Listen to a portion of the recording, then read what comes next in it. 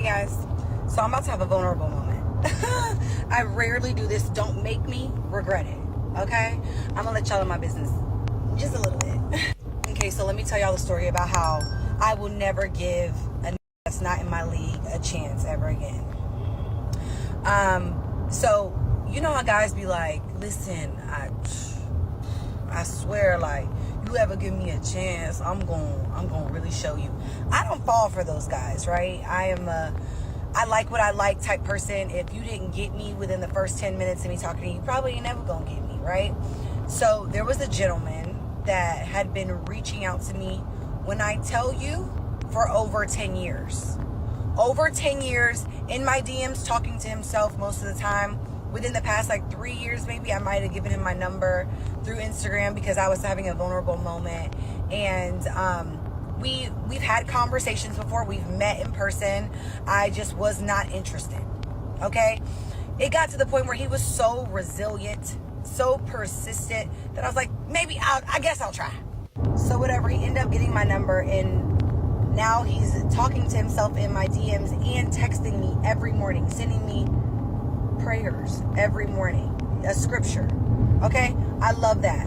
And if I went through a really, really emotional time last year, so little stuff like that was really hitting home for me and touching my soft spot. So he got cool points for that from me, for whatever reason. I don't really know how my brain functions and why I was allowing certain things to go on, but I did nonetheless. So here we are.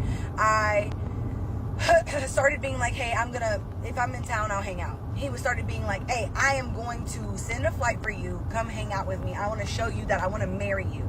And I used to respond like, hey, bro, every nigga says that, right? Every nigga wants a piece of you until they get you and then they're gone. No, I'm going to marry you. You're my dream woman. So now I'm like, all right, it's cool. I could go to a wedding with him. I like going to weddings. I like being people's show pony, because I enjoy things like that, right? So I start considering actually flying to go see him. And now I'm on his page picking him apart. He'll send me videos like, hey, I went and got my teeth cleaned. I know how much you like when people get their teeth. If you're out here pursuing a woman for over 10 years and she hasn't even given you a chance, move on. Just look at how she's putting herself on a pedestal. Let's see how it plays out. I was like, okay, at first, he's like, well, and I smell real nice. I like that type of stuff too. I'm like, you know what? He's so nice. Let me give him a chance. So I'm looking on his page, looking at his teeth, looking how tall he is, looking at his body. And then I go, what's up with that hairline? And I look past it. That should have been my telltale sign. I'm looking at all his videos. It looks like he has a freaking painted on hairline. And I still went against my better judgment. He got me. So even after all my investigative work of that hairline, he got me. This is how he got me. I went on that boat. When I went on that boat, I got real bored and really, I don't want to say lonely because that wasn't the word, but I was just in need of some type of energy, right? So he's messaging me while I'm on there, and I was like, you know what?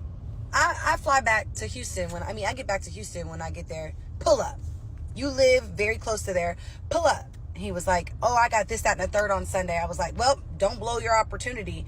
And he was like, you know what? You're right. I'm going to take this opportunity. You're giving me a window of opportunity. I'm going to take it.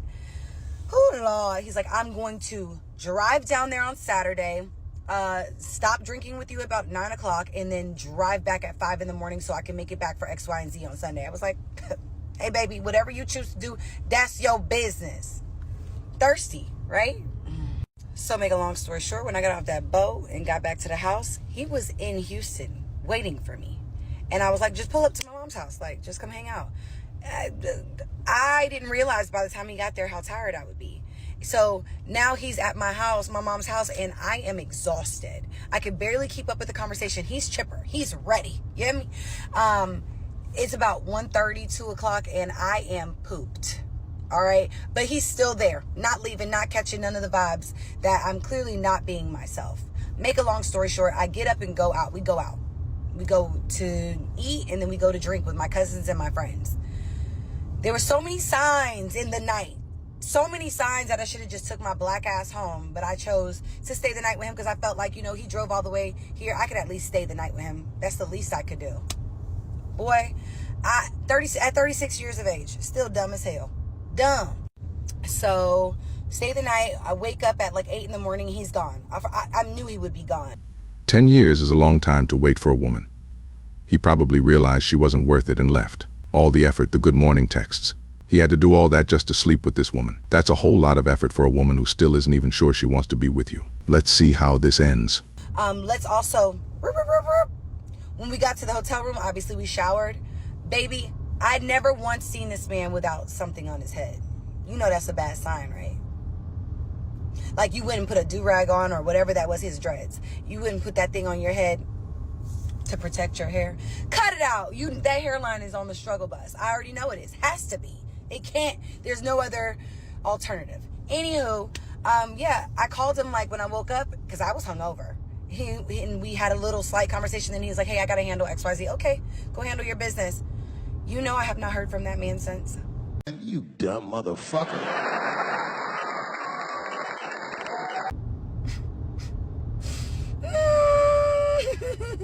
He did exactly what I told him he would do. And I really hate that for him because he's dead to me. Dead, bitch. I called him a couple of times after that to like cuss him out, and he acted like he was just so busy with work. So busy with work and his child that he just couldn't fathom having this conversation right now, and that he would call me back. He called me back one time, but I was asleep, and I have yet to have the conversation with him.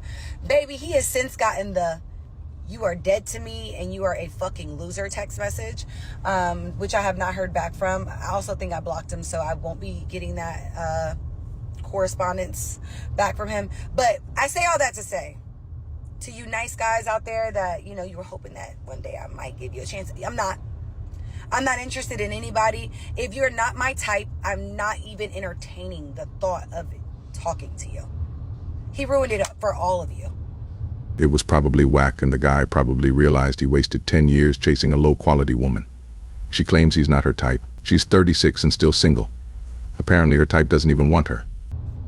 Welcome. Thank you for joining my TED Talk. I am done embarrassing myself for the day. Now, I know I posted this video and I've prefaced it with "don't piss me off."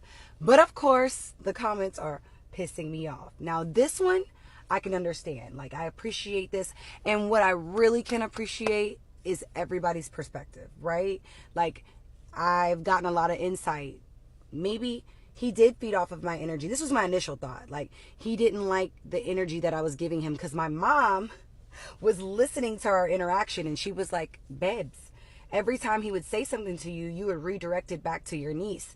But I was like sleepy on top of like being hungover. So if you ever been hungover, you know that you can like have a scatterbrain, right? I felt very scatterbrained and I could not fully interact with the conversation. So maybe it was a force. But also, like, people are saying, like, he tried you for 10 years. Maybe he was just trying to humble you. That is a possibility. There's tons of possibilities that I can entertain. People saying, oh, he hit it and quit it. We didn't even have sex. Jesus Christ. There isn't a man on earth taking a woman to a hotel to shower and chill. I don't know who she's trying to fool. It seems like she got rejected and can't handle it. Holy, you know? Like, tranquilo. It's not that big of a deal. Like, I really don't care enough. I just thought that was a really funny story to tell you guys. And it did hurt my feelings to a certain extent because we've had so many conversations. And all I really wanted him to do was communicate that. Hey, if you didn't like me, Adrian, you know, the vibe wasn't really there or what I expected. So, you know, we can be cool, but X, Y, and Z. The way he ended it, I will never speak to him again. Ever. Like, even if he tried to come back and apologize, it's really given he got back with his baby mama, but I digress. You know, all I'm saying is chill out in the comments because y'all are crazy. Yeah, there's no way she's getting this upset about a guy who didn't have sex with her. I don't buy it. It's definitely a weird flex. He waited 10 years to get it. He smashed and then went to work the next day. At this point, it may not have even been 10 years since we're only hearing her side of the story. Also, am I the only one wondering why she is 36 and living with her mom, yet she's trying to clown him? Anyways, if you enjoyed, like the video and subscribe to the channel. Until next time.